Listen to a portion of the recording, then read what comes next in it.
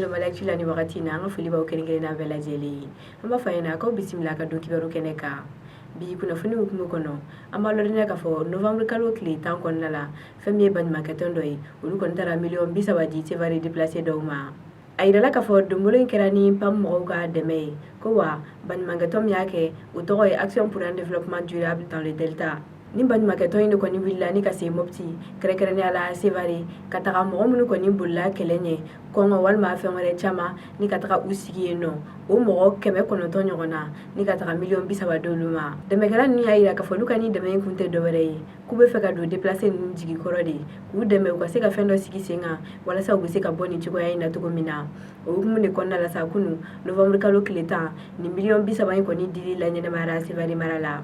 kuna funi hukumu kona la alibi ameta anya funke ayira ka fo juma temene famille bingan kala doy ale ko ni ala nyini ka fo be gendarme ke do ka moto mina lai ay kuna funi munu la soro kula ulu ayira ka fo juma temene no era ko novembre kalo kile worodi nega yeta ani shegi wakati ko gendarme ke do na le ko ni kumbe aka moto la bingan kala do ni muruni bese kumbali bulu ale ko ntukura ni mo ko fole inko koko jugu kala intu bule gendarme ke ko no ere ko ni kumeka ka moto buli don usele yoro do la sa mo te yoro mina kay besere konta ni ko fara gendarme ke kumulukun ala barka la ira la ka fo gendarme ke ko ni masa yoro la o kama kay free ko jugu kala bulu ko sebe wa shira kan nege do ala yani gendarme to ko ni ka se no ameram ne ko bi gendarme ke bana ni me nya fuge do ko so la nya fuge fintigu ya ira ka fo ba ni yensi ki ba fe ku jija ko sebe sabula kameram na bingani wale nyonya lendo yi otamani ko kabo ya malolena ka fo kunu novembre kalo kileta malika la tigi dembe burkina namba fo ma nazarakana ko ambassadeur ale ko nimna na poli économique mo ko fe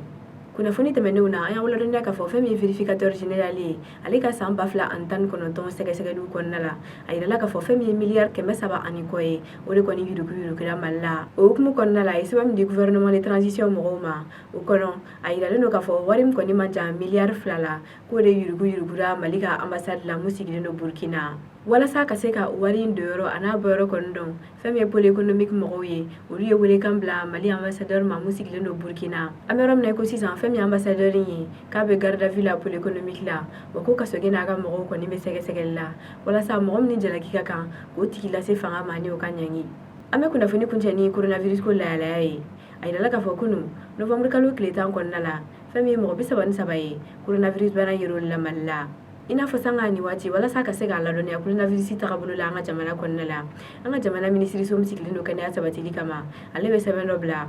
o kuma kono sa kunu novembre kalo kile tan 7 kono ayira no ka fo mo bisa ban saba coronavirus bana yirolla mo biolo vlan saba ko lu kane ara o ko mo shini mato bana ina kunu bana yele flane mo munna ko lu sikero benendo kai kulikoro aleni bamako ma kata coronavirus donna malla fo kata bla kunna novembre kalo kileta kaira mo munna o benendo mo basaba keme wolovlan binan duruma olula ko famille mo keme ni bisaba ni wolovlay oluta ara wako mo bafla keme konoton ani duru olu kene aleno ni wagatina o kama kene ministre so ayira ka fo famille yere jantoy ani sanya wale matarafali ko nyinne no malien kelekrena bela jenife famille ko nyuma obe kuna foni sanfe ambalma au kulo garsiga kera kuna funi munu ye ka keni biye arabadun novembre kalo kileta ani kele ore kuyeni au ni chaga kulo majala au kambe anongala werema